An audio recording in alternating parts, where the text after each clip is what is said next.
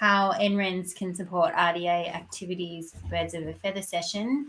I'm joined here by colleagues from other NRENs across the globe.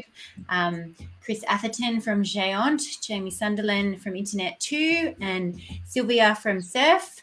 We're just going to pad for a few minutes to give people an opportunity to join as the timing with the session takes some time to come over. But what I can do in the meantime is put our Mentimeter in the chat because we're going to commence with the Mentimeter. And the code.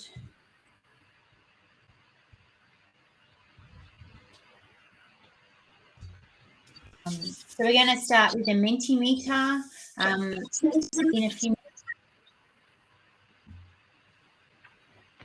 A bit of feedback then. Is that just me? Welcome everyone to the How NRENs Can Support RDA Activities Birds of a Feather session. My name is Karina Kemp. I'm from ARNet. I'm padding for a little bit, waiting for people to join. I can see people joining. Welcome Nicola, welcome Victoria, welcome Krishna, welcome Volker, welcome Roberto. Got another ARNet colleague just joined. Welcome Adam. So this is the How Can NRENs Support RDA activities. To commence, we're going to start with a Mentimeter. So I've just put in the chat the Mentimeter, but I can if I can work out how to redo that. I'm new to the platform, but you go to menti.com and we have a code 83911159. So if you can jump into that, looks like I'm getting some people in to the Mentimeter now. I'll share my screen so that we can start seeing that. So my colleague, Chris, can you see my screen shared? Yes. Fantastic. I'm getting some thumbs up. I love this. It's a great platform. All right. So we'll just wait for people to get into the Mentimeter. So it's menti.com and 83911159, or you can see it on the screen quite obviously. All right. So we've got a few more people in there now. Click on the heart or the thumbs up so I can see you're in Menti and then we can get started. Oh, look at that. Fantastic. All right. Okay, so I'm going to get started. I want to introduce my colleagues that I've got joining me today. We're all from NRENs. So my name's Karina Kemp. I'm from ARNet. We've got Chris Atherton here from Géant, Sylvia Kulpers from Surf. Sorry if I butchered your surname, Sylvia. And Jamie Sunderland from Internet 2. Now, we're going to start with a Mentimeter survey so we can get to know who's here. And then we've got Sylvia giving a short talk, giving some history of NRENs and where we've come from. Chris talking about some of the diversity of services and things that NRENs do. And then Jamie giving us a real in-depth discussion about what he's specifically doing at Internet 2 to help researchers with their research data and to accelerate their research. So let's do our Mentimeter then. This is always struggle with getting it to transition to the next slide. Here we go. So just so that we can get warmed up and we know when we can use Mentimeter, where are you all joining us from today? So this, you could be creative and say from your lounge room or the country that you're from or the city. UK, welcome. Edinburgh, I'm very jealous. Wish I was over there. Wish we could get together in person. Fantastic. I love it. My lounge room, love it. Home. I just think those people are my cheeky Australian colleagues that would be saying things like that after my suggestion. Fantastic. So it looks like we've got quite a diverse group today. Welcome, everyone. Okay, I'm going to switch to the next one. Do you know what an NREN is? And hopefully I don't have to explain the acronym for all those people saying yes. Maybe those people that are saying maybe, I can actually say it. And NREN stands for our National Research and Education Network. All right, fantastic. So we've got a lot of people in the room that know who we are. That's fantastic. Sarah only recently found out. Have you engaged with your NREN? So the National Research and Education Network that's in your country. Wow, look at this. Yes.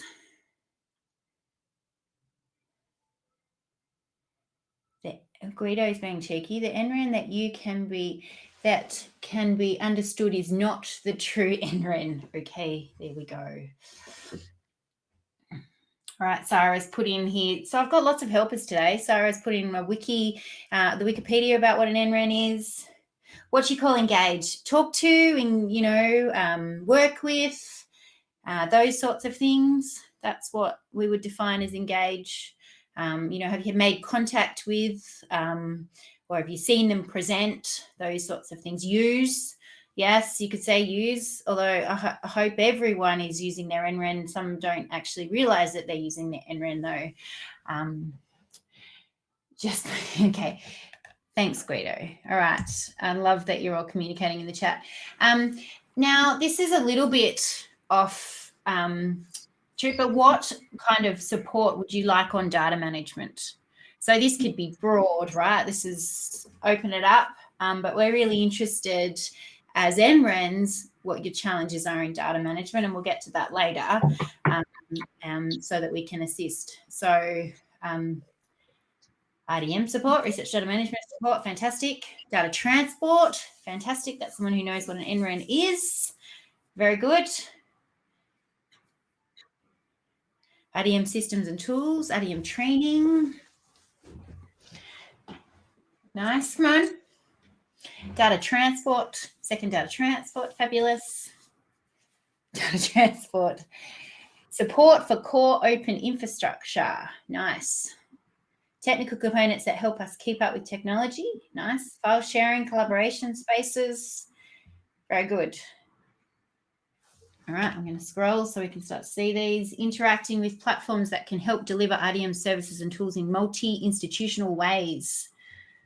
Fantastic. Digital preservation. We will share all this and we'll copy all these into the Google Notes, which have been added into the chat further up if people want to add their information into the notes. What else have we got? Storage, repository infrastructure, access management, findable interdisciplinary, I would assume that means. Interacting with platforms that can help deliver. Oh, no, we already read that. Wow, we've got tons. Virtual research environments, data transfer. All right, everyone's getting going now. Fantastic. Assistance with global legal interoperability. Nice. Analytical tools to choose from. All right, I'm going to jump to the next slide now in the interest of time, but those are really great, great ideas and things. Thanks, everyone. So then lastly, what would you like to get out of this session? So really, we've did a little bit of a blurb at the beginning, but we're really interested to know why you joined the session. And I don't know why, sorry, if it says, you should be able to enter now, hopefully. Type something in. If people are struggling, please tell me in the chat.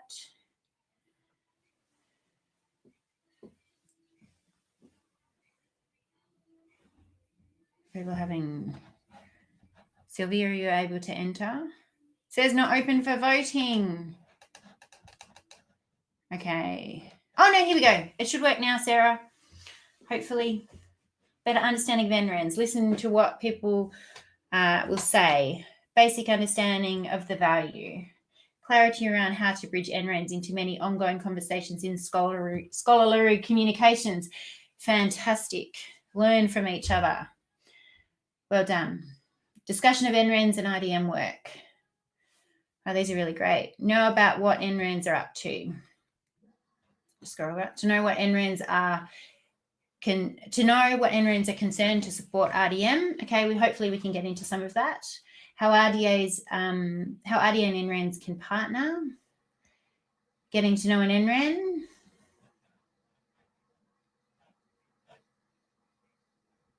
Understanding more about NRENs. Mentimeter's doing something funky to me. Fantastic. Understand. Wow. So those are all great things. And I think you're in the right place to really understand what we're trying to do in this space. So I'm going to stop sharing my screen now. If I can work out how to do that. No, not that one. Okay. Fantastic. So hopefully my screen's gone off now, and I'm going to introduce my colleague Sylvia. Sylvia's from SURF, and Sylvia has been working in the NREN space a lot longer than I have, and so is going to give us. And SURF is a well-known NREN in the Netherlands, and so Sylvia's going to give us a bit of a history about what an NREN is and describe a bit of our history. Over to you, Sylvia. Yes, can you hear me? Yes. And do you see my slides?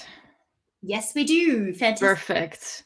So I will give a very, I think the other talks and the discussion afterwards are much more important. So in a nutshell, because some people didn't know what an NREN was or said they didn't know. An NREN, well, first of all, NREN stands for National Research and Education Network. And what do they do? Well, I'll tell you.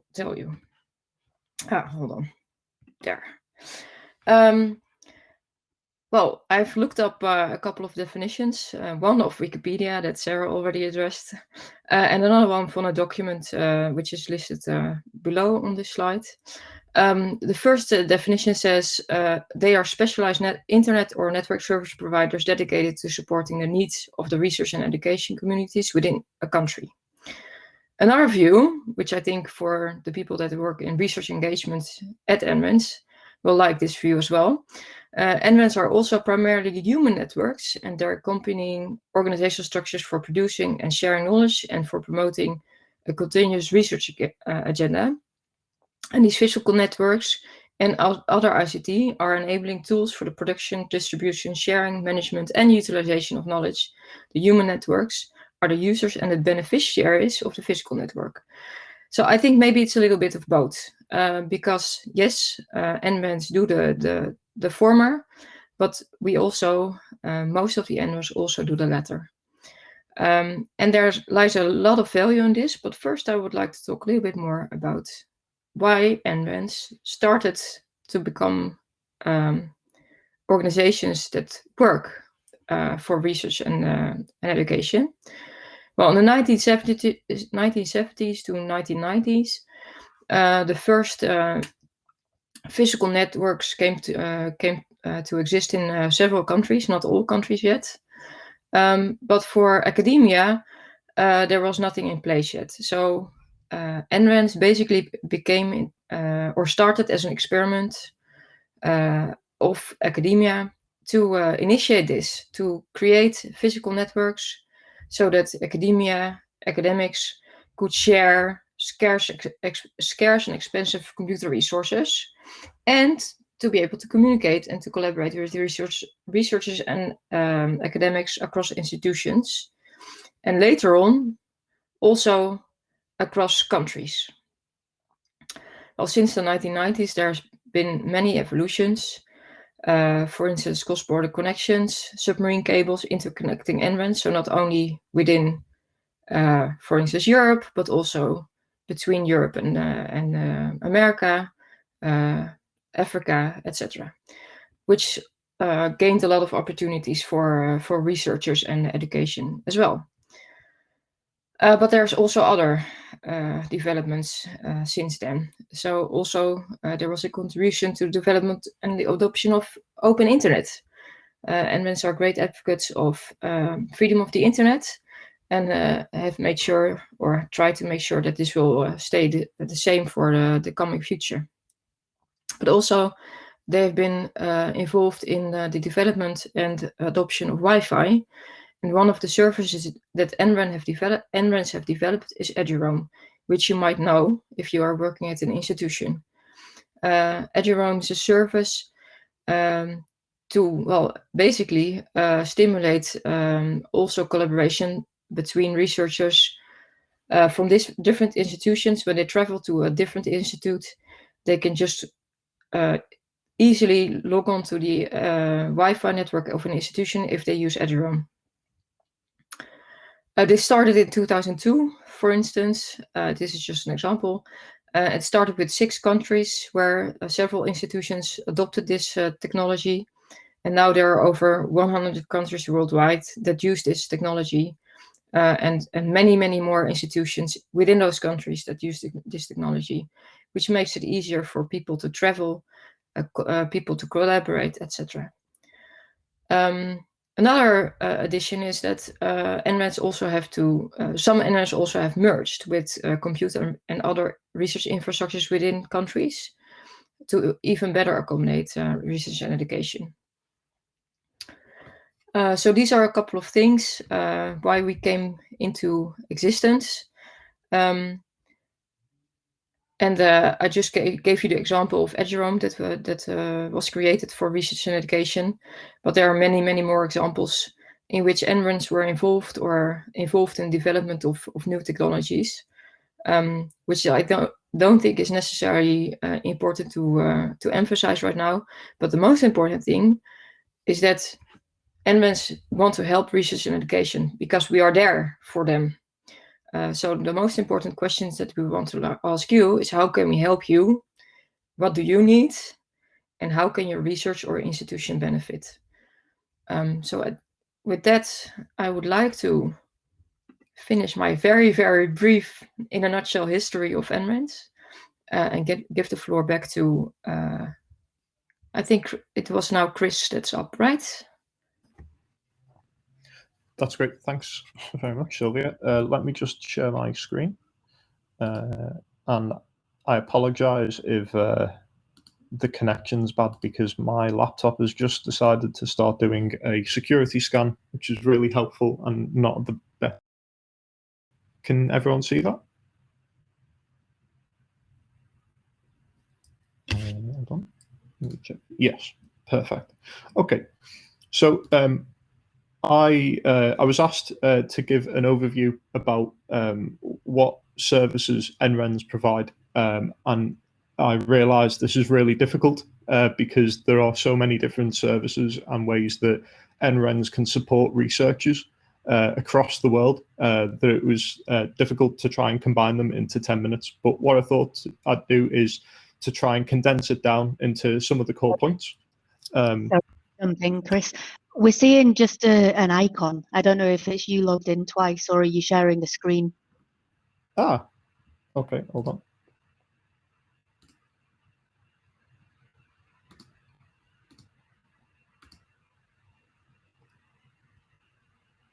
Is that any better?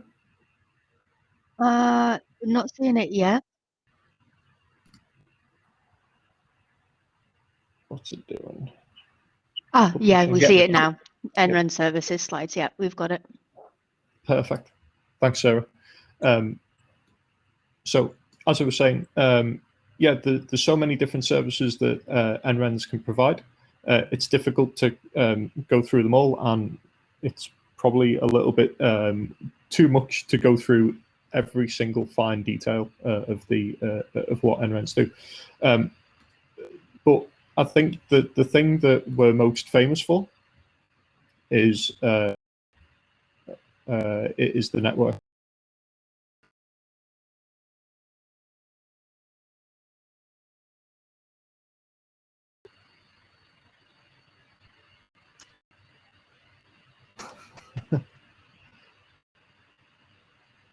Back, Chris? We cannot hear you. Stop, man. Chris, your video's down, but the audio seems to be working. We can also still see your slides, so I'm not sure if you can, if your camera is still turned on.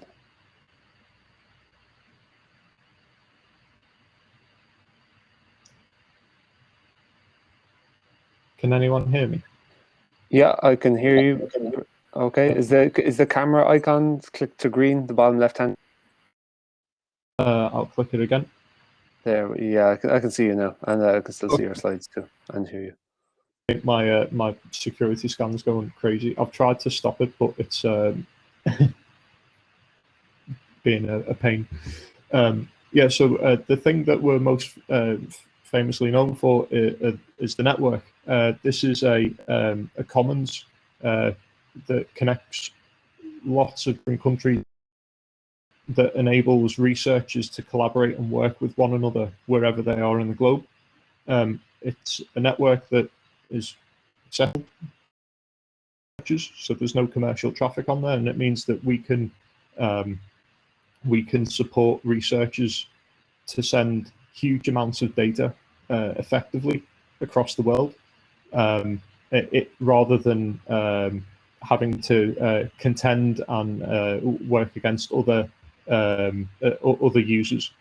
We over subscribe, or we over provide the capacity, so that the issues with being able to send data, but also it allows for a community to be created across the world, and that's the other thing that we are. We're a community of dedicated professionals that want to help researchers do the work that they do, without necessarily having to think of the underlying technology that goes into that.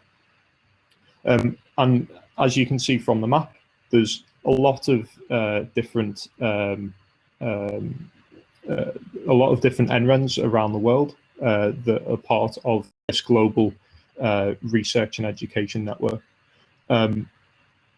Géant is the one for Europe. We like an organization to support nations in Europe, a national research and education network, and then there's what's known as a backbone to connect all of those countries together. That's what Géant is, and that's who I work for. But the national research and education networks themselves are the most important element of this. In Africa, for example, there's 3 regions that we help support. There's the Abundant region that covers East and Southern Africa, ASREN, which covers Northern Africa and into the Middle East, and also WACREN, the West and Central African Research and Education Network. And in those 3 regions, each country themselves has a national research and education network and helps to provide services to those researchers. It's the same in Asia, and this is where Géant works with the likes of Korea to be able to help set up connections to Asia.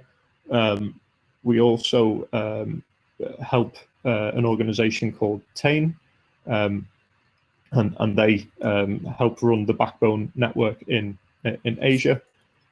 And also in Latin America, there's Red Clara. One of the interesting developments there is that the European Commission's just recently helped to provide money to build a submarine cable to connect Europe with Latin America for the first time directly, so that data can be transferred as quickly as possible between the 2 continents. And it's the same in North America and all around the world. These organizations are a community there to try and help and support researchers in what they do. Now, in terms of what we do to support the researchers other than the network, there's security services. So this is an example of the denial of service, distributed denial of service system that Géant runs, where we can try and prevent DDoS attacks to institutions or to other NRENs. There's also, as Sylvia mentioned before, Eduroam, which was developed as part of this community, and it's spun out from a group of researchers that were by SURF, and also JISC in the UK, and then it went global. And now we have a global Wi-Fi roaming service that any researcher can use, any of the participating institutions. As you can see from the map, it's got a huge reach across the world. We've also got, also with this global community events being developed, which is Edugain. Edugain is a single sign-on service that allows you to use your academic credentials from your university or your research institute on any login page that you want access to. There's a bit of work that goes on in the background to make this work, and Edugain is a metadata distribution service that allows the attributes to be forwarded back and forth between the institutions and the service providers. But it means that you only need one username and password rather than multiple username and passwords for every single service that's the researcher. There's also cloud services that are provided by NRENs. Surf, for example, has the research drive, which allows you to securely store and share research data through multiple storage environments. There's also cloud services in terms of compute, Jupyter notebooks, all the things that a researcher needs to use to do their work, an NREN can provide. As well as the cloud services, we offer other types of security services. One of the is EduVPN. That's a private network on your laptop, or and again, using your academic credentials, you're able to log in to a national node and get private, secure access to the internet. Again, that's using Edugain, or built on the Edu system, and using the security services that an NREN is able to provide. And we also provide video conferencing service as well. The guys from Nordinet working heavily on this. It's called EduMeet, and it's a free video conferencing system for researchers or anyone to use. It's even being used by schools during the pandemic because they couldn't afford the Zoom licenses. So there's lots of different ways that an NREN can support, and these are only the services in Europe. Globally speaking, each of the NRENs offers a multitude of different services to support researchers, and that's kind of where, or the point that we're trying to get across. NRENs, to use a pithy slogan, NRENs are the A in FAIR. We help things to become accessible. There's lots of resources that NRENs create to try and help support FAIR principles, from Dykes FAIR data support, or How to FAIR. There are events that the NRENs run, whether it's regionally or nationally, to talk about FAIR principles, also to help store data in a fair way, such as Surf's research drive, as I mentioned, but also to share the data internationally. That's the type of thing that NRENs have the capabilities to help support. And I've probably not done it justice because there really are so NRENs are able to provide. So I hope that gives an overview of the types of services that NRENs can offer. But my main message is, please talk to your NREN. They'll be able to help you with the research that you're doing. And now I'll pass it over to Jamie. Thanks, Chris. Let me just get this screen sharing going. I'm seeing it publishing your desktop. It might just take a second or two. And then, of course, my desktop is scrolled. So can I get some thumbs up if we're seeing it all okay? Okay, excellent. Thank you. Morning, everyone. Well, morning here. It's 5:30, nearly 6 a.m. I'm in southern Illinois in the USA, on the banks of the Mississippi. I'm Jamie Sunderland. I'm Executive Director of Service Development at Internet2, where my main focus is on coordination of strategy across Internet2, and particularly in relation to the use of commercial cloud platforms such as Amazon Web Services, Google Cloud Platform, and Microsoft Azure, or Azure, depending on how you pronounce it. I've been at Internet2 since 2018, and previously I worked for ARNet, the Australian Research and Education Network, and Monash University in Australia. So don't let the accent fool you. I'm not a native American.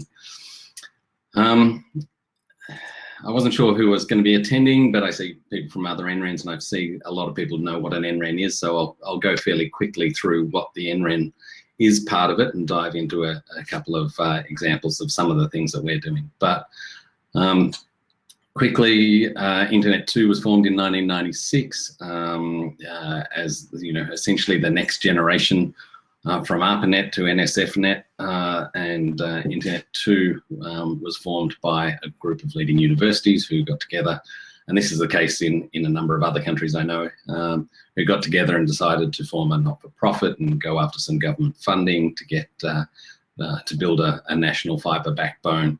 And that happened in the 1996 to 98 period in the US. As with a lot of NRENs, we started with the fibre backbone and then grew into other services. So, you know, the In Common is what we call the trust and identity platform in the US. Video conference services and Eduroam came around, and then in the years after that, the backbone has been upgraded a couple of times. We brought in certificate services, a cloud procurement program, and more advanced networks.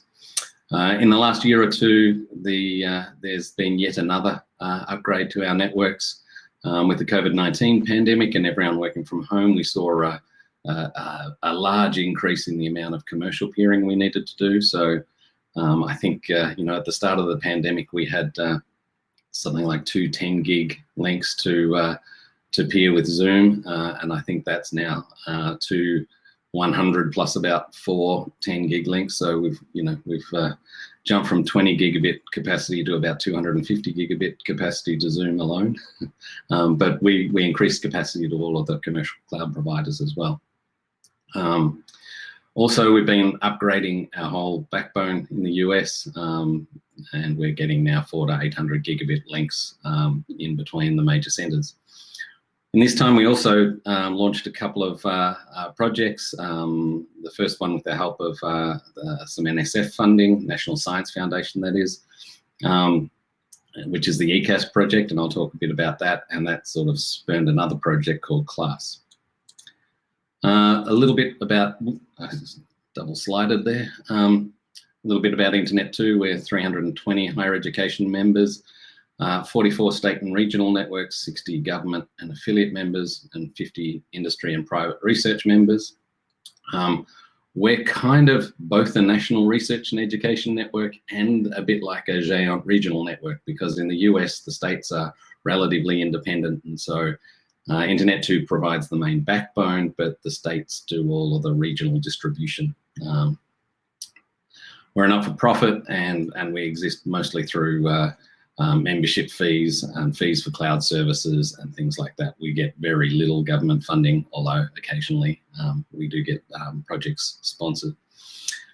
This is a main slide that we often use in introducing the Internet2 as a whole. But I'm going to focus in on just one of the areas that we support. So I'm going to less focus on network. I'm going to less focus on trust and identity and our community engagement, even though they're important things. I'm going to focus on the cloud. Just checking my timing. So in our cloud programs, we've got a number of sub-programs. We have Cloud Connect, which is ways of physically connecting to cloud providers. We have In Common, which is our trust and identity platform, and we have a training system for that called In Common Academy. We have Net Plus, which is largely a procurement program to get good terms and services around connections to cloud providers. And then we also have these two, class, ECAS and class, that have come up in the last 2 years. Let me just go to the next slide. So the ECAS program was an interesting one. It was just as I started at Internet 2. We'd been talking with the commercial cloud providers, and they were interested in the fact that, you know, they're giving out lots and lots of credits to researchers. Some researchers weren't using it well, and the other problem that they had is that they were feeling that the researchers were getting a little addicted to cloud credits, and at the same time, the National Science Foundation was looking at a way to try and have a system of being able to distribute access to and fund access to cloud. So we came up with a concept which was a bit like a startup competition, where we convinced the cloud providers to put forward $100,000 worth of credit for each of, or up to 600,000 per provider, so that we could actually then look for a number of project teams, essentially run a startup competition where they'd have 6 months with that 100,000 of credit and 80,000 worth of support for staffing, etc. And at the end of that first year, we'd select the best 2 projects in terms of acceleration of science and in terms of innovation, and they would be funded through the NSF for up to $880,000 each for the next year for their research. So the projects were, I'm going to be very quick on this because I don't have a lot of time, but the projects were very interesting. So State University of New York, SUNY Downstate, they're doing a project deciphering the brain's neural code. They were able to make a pool in Google Cloud Platform of 100,000 cores. And so they were running very large scale brain simulations. MIT we're working on the processing of data for the Large Hadron Collider. That's what you'd often call a fire hose problem, where you've just got so much data and you try and find that grain of sand coming out of the fire hose. And they turned the things upside down and looked at what parts of the data flows are best handled by what types of accelerated hardware. So they were using things like GPUs and FPGAs for different machine learning algorithms, and then setting them up as a service. So in their main workflow, they could essentially offload the machine learning algorithms to different hardware in different providers. So for example, they were using GPUs in Google. They tried using Google tensor processing units, but found that the cost per cycle was not worth it for their particular processors. They were also using FPGAs in Amazon while running the main workflow in one of the national science labs at Fermilab. So that was quite interesting as well. SDSC I'll get into in a minute in a bit more detail. University of Wisconsin-Madison, the IceCube astronomical neutrino detector. They were doing a job where they created a pool using the Open Science Grid, OSG, where they created a pool of up to, or was actually a bit over 50,000 GPUs across the 3 major cloud providers across 28 regions, and combined those all into a pool to make one big compute engine to compute the data coming out of their facility. George Washington University was about reproducibility, particularly in biocompute and drug experimentation. And Purdue University had a project around building clouds where they were using photogrammetry of images of cities to determine how buildings were built and how that affected the climate within that local region.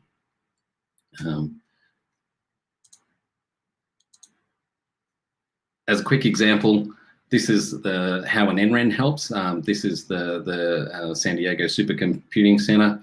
They wanted to, they're using a program called Cypress, which does phylogenetics, which is comparing the genome sequencing of various different species and then trying to understand the interrelationships between those species. For example, they were doing COVID-19 viruses and looking at all the different mutations of them and mapping that to geographic areas, etc. They have been running this on Comet, which is a supercomputer at SDSC, but they just had so much work that they couldn't get enough capacity. So they wanted to be able to burst out of Comet.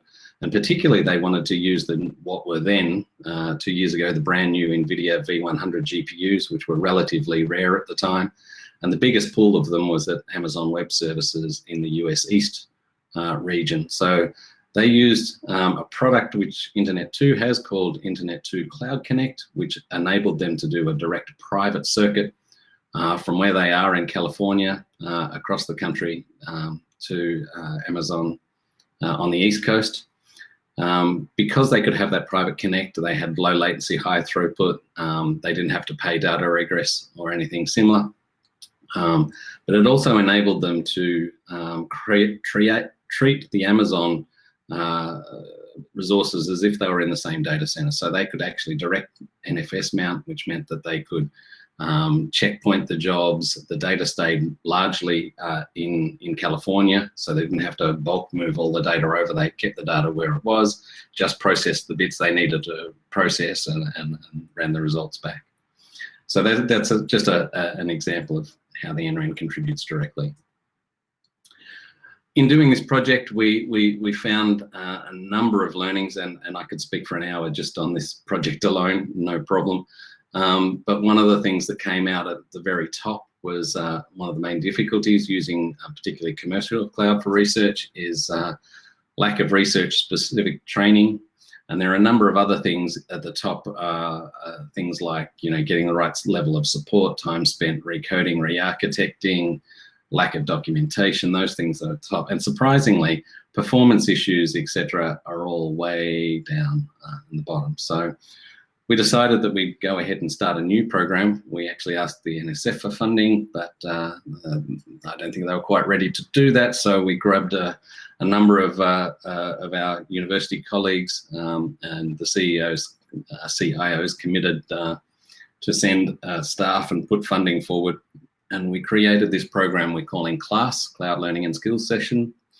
And the idea of that is to build some cohort-based training that's trains on all of the three major cloud platforms with input from the cloud providers, but not driven by the cloud providers. So it's not totally marketing and product names, but actually a little bit more about how to use it. We started the planning for that mid last year, and the first cohort is actually finishing up the last week of the program. So they're in the architectural review stage now. And this is the training program that we've brought forward. And what we do now is the first cohort was around 30 people. So generally 2 from each of 15 contributing universities. And the idea is that we actually run them through some structured training, and then we run them through some workshop intensive where we run through some particular research-based case studies. Some of those are reflected from the ECAS project, etc. And then they bring along their own particular projects that they're working on, and then the cloud providers also critique how they've built their systems and suggest new architectures, new way of doing things, how you could do it differently on different platforms, etc. And one of the biggest benefits of this, of course, is that you end up with a cohort of skilled research support professionals who also have a human people network, so that they can actually go, hey, I know you guys were working on that, you know, can you show me how you were doing it, etc. So it's also helping to build the people network. So there you go. I think my time's up, and I thought I'd just give a little bit more of a direct look at some of the things that Internet 2 are doing. So I'll pass back, and I think Karina, you're going to take over from me. Yes, I am, and hopefully you can see me now. So if you can stop sharing your screen. Oh, look, that's done. All right. So what we've tried to do with this session is sort of go really broadly. So with Sylvia giving a bit of an introduction to what an NREN is, and then Chris giving a bit of an introduction to the types of services, and then a real deep dive into some of the amazing work that Internet 2 is doing in making cloud resources accessible, but also in doing that, making the data accessible as well. So now we're going to do a little bit of an experiment. We're going to try to use this mural thing. I've been using this a lot with my teams in remote workspaces, so I'm hoping some of you used them before. We've put the link in the chat. I'm going to share my screen so you can follow along if you want to just be an observer, but it'd be much more exciting if you participated. So if I can share my screen, then you can see. So basically Mural is a virtual whiteboard, and it gives us the ability to contribute together to answer some questions. So we got together and we thought of some questions that we want the audience to think about today. Now I've shared my screen. Hopefully you can see it. Hopefully I can get a thumbs up. Now there's a few, I'll give you a bit of an intro. You can scroll your mouse in and out to actually zoom in and out. So you can zoom right in, and then you can actually pan around, if I can remember how to pan. And we've actually got a number of questions that we want to be answered today. Number one is, how can we help? So how, you've learned a little bit about NRENs. Yes, it's been a very quick introduction, although some of you know from the audience are part of NRENs already or have worked closely with NRENs before. We want to know how, and this specifically is related to research data and the challenges that the Research Data Alliance is trying to tackle. But we want you to put some ideas in there. Basically, the way you use Mural is you'll just double click, and then you can add a post-it note and you can put it. So it's a bit like we're in a room together and we're whacking post-it notes up on the wall around us. The next question is, which groups at RDA should NRENs get involved with? So some of the people here speaking to have been involved in RDA for a year or two now. But some of us are new, and we're trying to then filter this information back to our NREN community so they know which groups they should engage with. So I can see Hillary in there. Hillary, can you list all of the groups, please? And then we've got what's your biggest challenge with data? So this could be anything. It could be something related to what you've heard us talk about already, but it could be something else. So we can put our heads together and think about how can NRENs help the community solve some of these challenges. Another one is data movement easy for your research area? And we want a little bit of an explanation around that. Yes, it's easy, you know, this is why, or no, it's not easy, these are our barriers. And then the last question is, are you running into problems with the verification of data, and what sort of problems? And then last but not least, we've got any other comments. And so the any other comments here is a bit like a parking lot, so you can chuck some information in there. So basically what we might do is, while people are entering information in there, I'm also going to distract you all as well by running a bit of a panel session and quizzing my co-speakers here on some of the things that we've talked about already, and that might give you some ideas of what to put in. And then the plan is we're going to do this for about 20 minutes, if I can facilitate you all and keep you moving, and then we'll come back and discuss some of the results. So I'm going to pick on Jamie first of all. Now, Jamie, when we were talking about this a couple of weeks ago, You told me an example of how NRENs are making the A in FAIR achievable. So do you want to expand a little bit on that? I mean, Chris mentioned it in his slides, but I'm interested in from an Internet 2 perspective. Okay. I said making the A happen because there's a number of things. So obviously the very first one is at network level. So we for large data sets enable people to move them and things like that.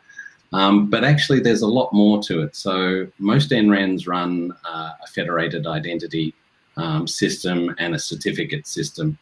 A lot of researchers wouldn't know that they're actually using them sometimes because often there's a lot of things that are built on top of a lot of other things. So the federated identity system in the US is known as InCommon, and there's also an InCommon certificate service. But what a lot of researchers end up using is things like CI login and other programs. But what they don't realize is that those and Globus for data transfer and things like that, what they often don't notice is that the authentication part of that is based on the InCommon service. So the NRENs are actually doing a lot of work there. And with our InCommon, we have an InCommon Academy as well, which has a couple of levels of training for the support organizations that support it. And that's because there are a number of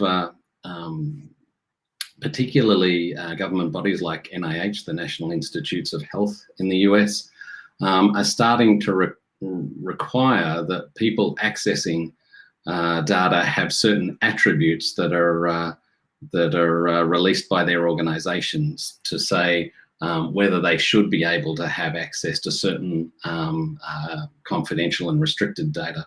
They also make sure that they have multi-factor authentication turned on and things like that. So that in that sense, there's more to the access of data than the physical grabbing of it. There's also the whole role-based identity and access controls that are enabled by NRENs. During this discussion, please cut me off if I'm talking too long, Karina. But during that discussion, I'm getting at something. So we're talking about access. We're talking about NRENs being able to enable data movement. And it's very interesting because someone's just put a question in the chat, Christine, about it. Do you think it's possible when we talk about authentication that it'd be possible in the future that we can start to track data moving around the system? Because one of the challenges we have is the proliferation of data, or how do we track provenance as data, especially when it's moving around? Where are you getting to with that with Internet 2? It's a tricky one. You're getting beyond my area of expertise, really. Okay. Actually, there's some interesting double sides to that as well. We've been asked on a number of occasions by a few of the agencies about, can you track what research data is going where, et cetera, et cetera. But the reality is, as the NREN, we provide the tools. We don't necessarily actually do the detailed curation. This is what groups like RDA exist for. So in some senses, yes, I noticed someone talked, we tend to focus exclusively on data transit and IAM. That's to some degree, that's because there's a limit as to how far I think that we're willing to go. We're generally not data scientists. We're generally technical people. Speaking for myself. I know some of the others on this call are more data science oriented, but I think that there's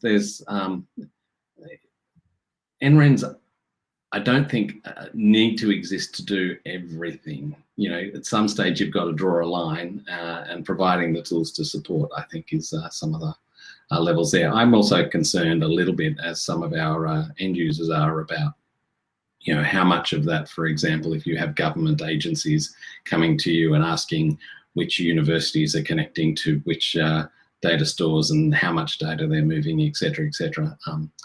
I know in the US that some universities aren't that comfortable about sharing some of that information because it may affect funding, it may affect other things. Wow. Yeah, there are some political challenges in that space. Okay, thanks, Jamie. I mean, I can give an RNet perspective, and I am a bit of a data scientist myself, if people know. I'm not a network engineer, but that's why I work in the research engagement side of the NREN space. But I think I think we're seeing a lot more NRENs working out what tools, as Jamie said, what tools can we deliver to help make the life of a researcher easy with respect to managing their data. And sometimes when we talk about managing data, we are sort of referring more to moving data, but also there's an ecosystem around that as well. So we are interfacing with archives. Some NRENs are delivering archives and preservation tools. I know we're kind of looking into it in RNet because our members have asked us, but just so that we can kind of think about the whole data life cycle, but ultimately sitting still on that network. I mean, we have a particular challenge in Australia because Australia is so big.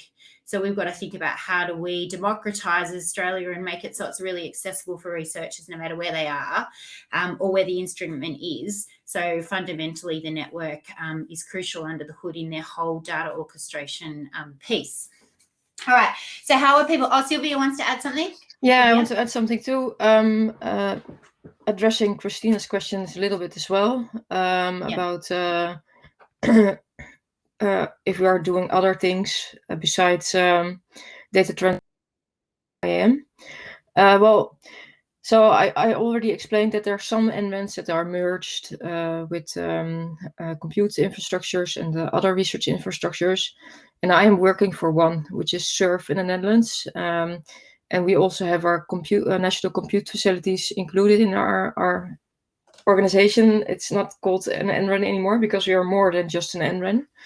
And we're also looking at ways to facilitate research and the institutions in making them or helping them using the FAIR principles and research data management tools. For instance, this is an example. There are more things, but just an example. For instance, to get access to the national compute facilities, you have to ask for it with a proposal. And in this proposal, there are also links towards your institution, if you're in the Netherlands, your institution's RDM tools. So that if you are filling out this proposal, that you're already in connection with the RDM tools that you're probably going to use when you're using the national compute facilities. So in response to Christina's answer, yes, we are working on this as well to make sure that everything is getting together and making it easier for researchers. So that's what I wanted to add. Thank you. And just to open up as well, just to say to everyone, please feel free to jump in and ask questions. If you're not, if you're comfortable doing it over the chat or turning your camera on and asking a question directly, please feel free rather than just us chatting between ourselves. Here's Rory. Okay, thanks for the invitation. I appreciate it. Yeah, so let me. I'm not going to give a long talk, but I think it would be useful if I introduce briefly where I'm coming from.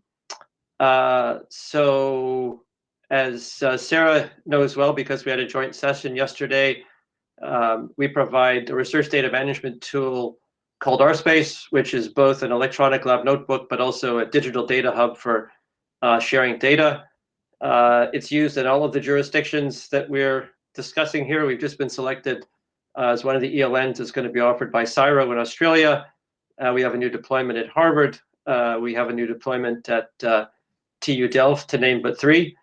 We have quite a lot of experience with NRENs. For example, we've integrated through the SURF authentication mechanism. We also support, as part of our infrastructure, linking to other data sources including own cloud.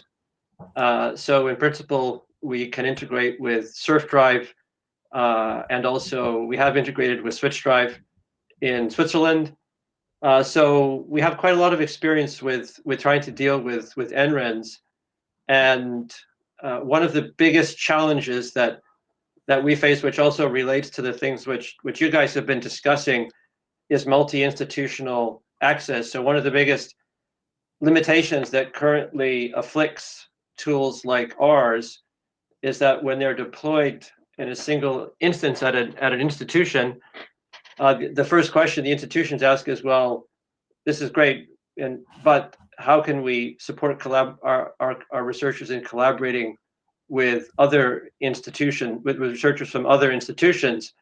And that's right now, that's the problem. You can say, well, give them a guest license or something. So it seems to me that NRENs, again, I realize there's many forms of NRENs, but in principle, NRENs should be well placed, but also should be working on this problem of how to support, because it's great to have things like the cloud providers, but they're just a platform. On top of that, you need to layer a series of tools which makes researchers' lives easier, that they can share data and ultimately make the data available. And these tools need to be interoperable. So for example, we integrate with Dataverse and Figshare. So it would be really nice, ideally, I think what you would have, let's say in Holland, would be SURF supporting a whole, basically an ecosystem of research, which all of the Dutch participating researchers from all the Dutch participating institutions could log into, and then get access to these tools and jointly collaborate with these tools. And these tools themselves will interoperate. So you get an ecosystem which is supported by a whole, for a whole country. It could be Australia or Holland, to name two that are resident here. So what I was hoping is that maybe as part of this group, we could start a discussion about how we would move towards realizing that vision. That's a really good, a bit of a background, and I guess in Australia, that's something that we've kind of fallen into at ARNet, right? Like, as in we started delivering a tool that we ironically called Cloud Store, but it didn't actually store data at the time. It was just about sharing data using a tool called File Sender. And Jamie was around at the time when it happened. But that grew, right? So it was a data movement tool, because we knew researchers were struggling to share data across institutions and nationally in a standardized way. But then it's grown into actually becoming an ecosystem where we can store data now, and where researchers can store data. And now we have a Jupyter Notebooks, and I'm very interested in talking to you more, Rory, about RSpace as well, and how we could potentially integrate with that. Still fundamentally looking, but actually I'm interested, Rory, why do you think that's an NREN's role as opposed to some other national organisation? I'm intrigued by that. Well, it seems to me that I guess I'm pretty familiar with. I'm less familiar with ARNet, but I'm actually relatively familiar with both SURF and Switch. And one of the things that I think is useful about SURF and Switch is that they're already providing platform. I think it has to be platform based, or it should be platform based, because you need a platform to enable these services, these interoperable services, to actually be accessible and useful to people. And for example, the one I mentioned, both Switch and SURF have SwitchDrive and SurfDrive, so they support file sharing. Well, file sharing is going to be a critical component of any series of interoperable tools. So they have they already have that, and then they have the identity piece, so that's useful as well. So they're made up of a number of components, which taken together, I think, are relevant. I understand different ones are, Internet 2 has a different business model. So, and I understand that all NRENs aren't created equal. So I'm not sure that all of them would be relevant. But I think, and then someone just said EOSC. Yeah, EOSC obviously is something that we should be exploring as well. And I know the NRENs are also thinking about how they're going to interact with EOSC. So well, let me throw the question back at you. So that's why I think some of the NRENs might be good for this. But what other kinds of organizations or platforms would you think would also be relevant? I'd be really interested to hear. I mean, that's a tricky one. We, because I like the answer that it's the NREN, right? But anyone who, Jamie, okay, you answer that one. I'll have a go, and because I've actually, I worked, as Karina said, I worked for RNet several years ago when CloudStor first started, and it's essentially the same underlying technology as Switch and Surf use. And yes, when I moved to Internet 2, I looked at whether or not it's something that Internet 2 could do, but it's quite a different environment. RNet, the 40 universities to look after, and it's a relatively small undertaking, and we could do these little pilot projects on the side at small scale and then scale it up, and it didn't cost a lot of money. If we were trying to do the same thing in the US, there is, of course, to some degree, the fear of success and how much it would cost, and how much, being funded by subscriptions and service fees, whether we could ever justify through membership fees or similar to get something like that off the ground where we actually operate and own infrastructure. So Internet 2 tends to avoid owning and operating infrastructure apart from the actual network transmission, and tends to rely on partnerships and others. But there are other, and the thing is, in the US, there's a number of other complementary organizations. So there's things like the Open Storage Network in the US. So even in Australia, when we first launched CloudStor, there was a little bit of resistance from some of our university members that we might have been competing into their space, etc. In the US, I don't think it'd ever get off the ground, because we would be seen as stomping over areas where other people have formed groups of to focus on that specific area.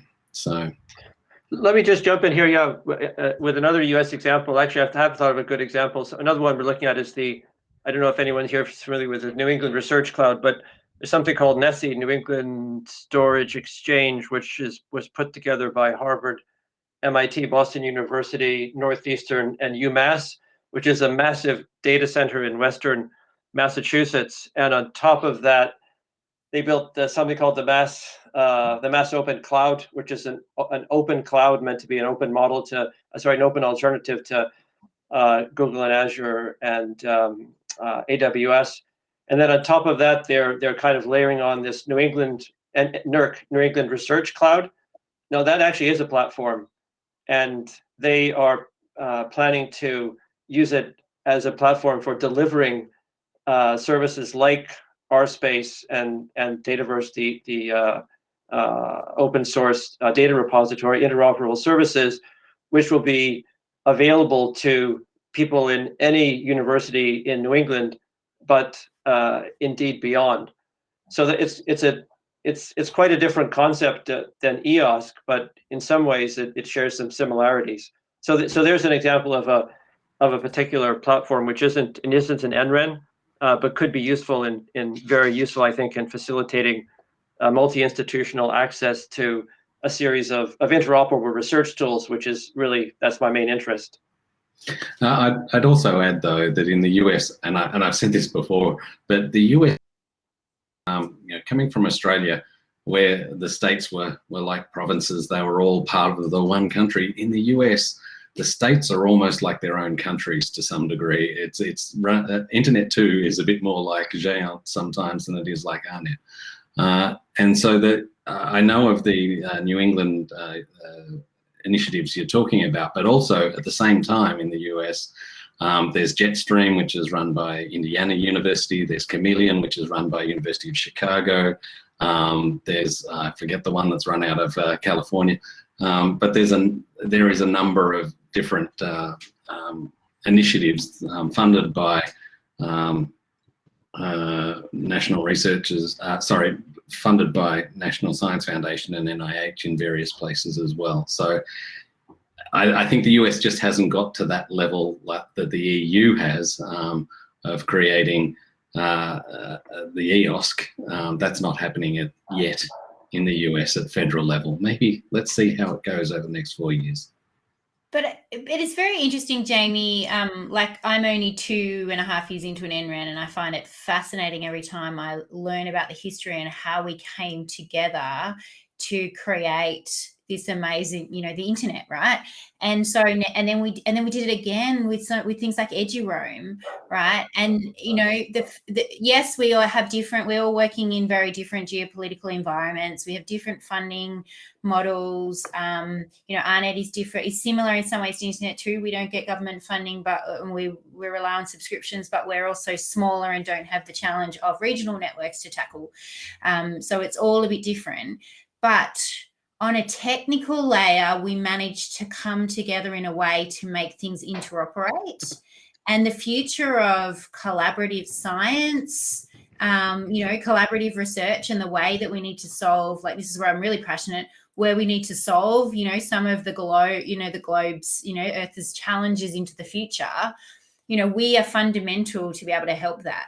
And then the data is that other fundamental component. So the more that we can do as NRENs in our technical ability to connect things, I'm really passionate that we've got to be in there solving them. So I'm really excited that we're here at RDA to be able to start that conversation with the research data community. All right, so we've got 17 minutes left. It's just so that we can keep the ball rolling a little bit.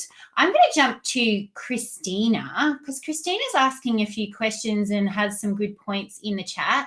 I'm wondering whether, Christina, you want to turn your camera on and jump in, and we can look at some of the things that you've asked.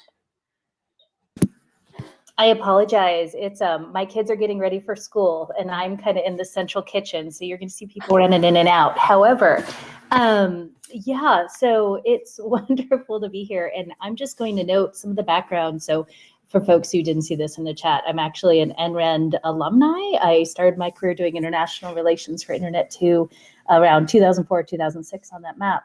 But these days, I'm actually a program officer for a usage data trust effort that's looking to act as a data trust, if you will, an exchange to help with some of the data wrangling, for lack of better terms, but to get through issues of legal interoperability and a lot of the data governance challenges that are really facing those questions of how and in our case, we're looking at usage data specific to open access ebooks, so very narrow slice. But we're part of that broader conversation around open science and open infrastructure and how to sustain that open infrastructure when it truly is global, playing across multiple regulatory regimes that influence not only the protection and access to that data, but how it may be used. And given my roots with NRENs, I keep hoping that we could find a way to interact and use what we've already built with this wonderful infrastructure from the data transit side. I wonder if there's a way to map that over to the data governance issues and all of these challenges around data interoperability as we look towards the data economy and how we facilitate that data sharing. So I hope that provides a little bit of context. Sorry, that was more of a soapbox than a question. No, that's amazing, Christina. And I guess probably we're going to make sure we note your contact details in the agenda so that we can keep the conversation going with you and get you involved in the future. Because that's another thing. I mean, there's been some talk about sustainability in the chat. Somehow NRENs have managed to sustain ourselves over the time, right? Yes, we've got different business models, but we've managed to, through round and round of funding, managed to show that we're pretty crucial. And it's silly to talk about it now because we really need the internet, right? But we still, every day, we run, like, people don't realize the National Research and Education Network runs parallel to your normal internet, right? So every day we have pressure from the commercial network to prove that we're different and that we're essential in order to enable large amounts of research traffic to move across the globe. And so we have to argue that. So the same way that, research data is an asset and needs to be preserved in a fair way, and all of that conversation, how can NRENs help, even if it's by helping develop the business model moving forward for it, which is something that we've got experience and we've stumbled through over the years. Thank you very much. Does anyone else want to add a comment or share something in the chat? Otherwise, jump in. Otherwise, I'm going to jump in to the mural, which has sort of worked. I've seen a few people floating in and out and seeing what they can do. Yeah, I see Sylvia there, so you can see. So we had, how can we help? Raise awareness, so discussion with NREN and research community. So I'm not sure who wrote that, but we do want to continue to open that discussion and open the communication more between the NREN and the research community, so the research community knows who we are. Raise awareness where network bottlenecks are and where the networks are not sufficient in the near future. Absolutely. This is something that we worry about and keeps us up at night in NRENs, to make sure that we are planning for future networks. So that can go both ways. Any of my panel members, please jump in and interrupt me on any of these if you've got another opinion. Help repositories with data replication. Nice, that's a good one. Especially over networks, and making sure we've got data replicated geographically in case of future hazards. That's a problem in Australia, because if it's not fires, it's floods or something else. So anyway, Marina, can I just jump in there for a sec? One of the things that I think is an emerging thing in that replication space and data management space that I'm seeing is the use of commercial cloud providers, particularly by large data sources such as geological surveys. So in the US, USGS, NOAA, the satellite data, etc. And they're beginning to, they've got this pressure. NOAA is a great example where they've had some negative press lately because of limiting the amount of access to some of their weather services, because they simply can't handle it on the in-house compute. So they're starting to move. They've got a big data program and they're moving everything into commercial cloud environments so that they can handle the volume of access requests that they've got. But what that's led to is that some organizations, USGS is one of them, and there's others who are moving large data sets into commercial cloud providers and then putting them in, for example, user pays, S3 buckets, etc. And so one of the things that I'm focused a little bit on at the moment is that, I think the word fair should actually end in E. It should be FAIRE, because I think there needs to be an equitable part at the end here. Because when it used to be government-funded resources, everyone could come and get it for free over their NREN. Once it starts to get to the stage where, for management purposes, a lot of these organizations are moving to commercial platforms because they have automated data management tools, etc. Getting the data to do research on is becoming less equitable in that sense. And what I mean by that is, large and well-known universities might have very good funding to be able to pull that data out of the clouds, or to move it from one cloud to another, or combine data sets across, etc., because they have good finances, they have good access to credit. Because they've got good finances, they get better deals, so they actually pay less for commercial cloud platforms per byte or per compute hour than smaller institutions do. So I think there's a role for NRENs to play also, and our Net Plus program is trying to do that, but we could do more, I think, in trying to re-architect and help get access to some of those data on a much more equitable basis, so that a small college in rural Indiana pays the same as what Harvard does to get the same data, or at least has the same access to it, not necessarily pays the same, but it's not an inhibiting barrier. Yeah. Jamie, just let me jump in with a comment on that specific point.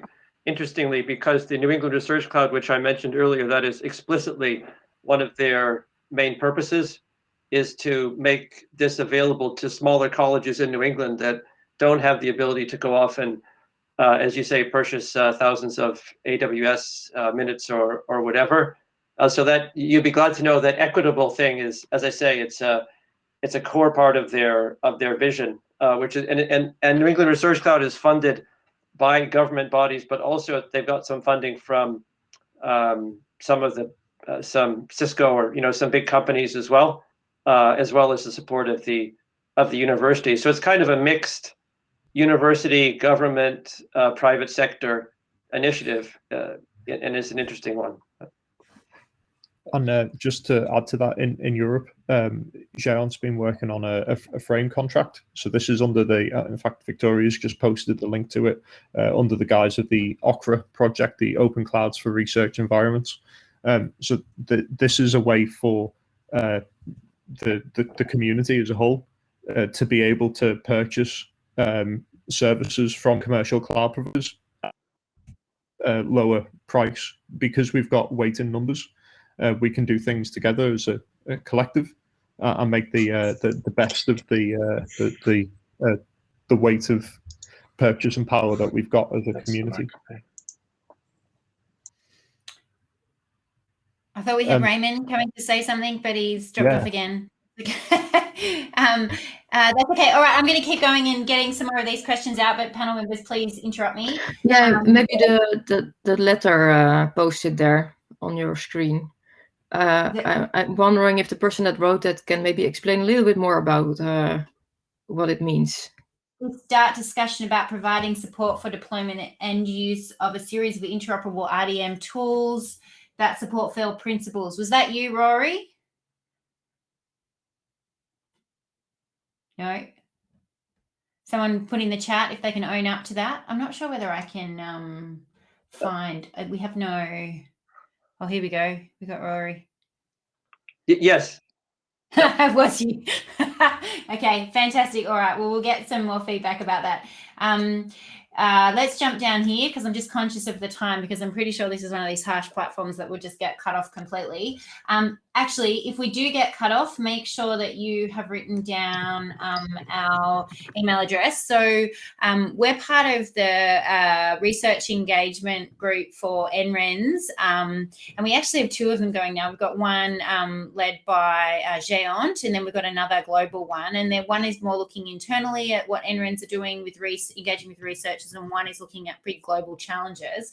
Either way, if you email that email address, you'll get hold of some of us and we can point you in the right direction with who to contact at your NREN. We're pretty close community, and so we'll get you in contact with someone. Okay, so I'm going to push on, but if we get cut off, that's going to happen. So what groups can we get involved in? This is fantastic. So repository platforms for research data engagement group, its own national group. Well, we do have our own one separate from RDA. I guess we want to engage more and meld into the community rather than keep talking amongst ourselves. So that's why we're here at RDA as well. But yes, we engage in that. Communities of practice. Cool. All right. For agricultural data and infectious diseases starting soon. That's very cool. Federated identity management. Yeah, so that's yeah, absolutely. That's right in our wheelhouse. Global Open Research Commons, GORC, and the GORC Working Group. And I believe there's some of that's happening tonight as well. There's another session after that in that space. Please add more in the Google Doc. Let me go down hang on, I've got to remember how I'm navigating it. Is data movement easy for your research area? So the only one we've got is no, the size of data sets, hundreds of gigabytes, are already an issue. So we did mention in the chat, there was a special BoF, another BoF run, particularly on the data movement challenge earlier in the week, and Guido's posted the link in the chat. So jump into that, and I believe they're going to try and set up a special interest group for that session, which is really around big data orchestration and data movement. Okay, so I'm going to scroll out again. How are you running into problems with verification of data? What sort of problems? So we didn't get much, I guess we haven't get much time to jump into that session, except for I entered something to try and get the conversation going. So how do I make a large data set accessible? So we don't need to, oh, look, we've got a visitor. And then what have I got? What is your biggest data challenge? No, but we do have any other comments. So we've got NRENs could propose a new group, community to practice on networking data. Leandro, do you want to come and talk about what you were thinking there?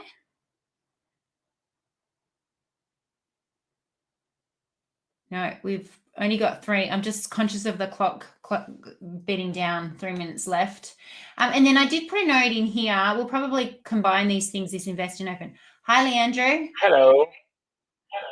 Sorry, I'm in the same situation as Christina. I mean, setting up the kids to go to the school. Oh, no, totally understand. This is Yeah. But you so mentioned about my suggestion here to create a new group, right? Yes. Yeah. That's another role of NRENs. We also support the computer networks researchers, like a research community, like a biology or physicists. Okay, and they also need support to how to use our data. They request data from NRENs, right? And I'm willing to work on a repository dedicated for this community.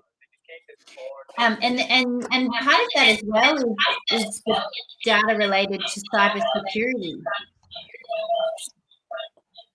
To what? What do you mean? Cybersecurity? Well, so the logs and things that we get across the network that relate to, I'm getting a bit of feedback, which are used for cybersecurity, like DDoS attacks and things like that. I don't know. Okay. All right. All right. We've got. Sorry about that. We've got 2 minutes left, and I'm frightened to speak. Okay. We've got 2 minutes left. Can I get you to mute yourself, Leandro? I think there's a bit of feedback. Okay. Perfect. Okay. So with our 1 minute and 30 seconds left, I'm going to give each of my colleagues a chance to have one last word. Chris, would you like to go first? Yeah, sure. Thanks, Karina. So just to say to everyone, please go onto the Google Doc. We've got a few groups that are now looking to try and work together to set up, for example, a presentation on how NREN services can support researchers in each step of the research data lifecycle.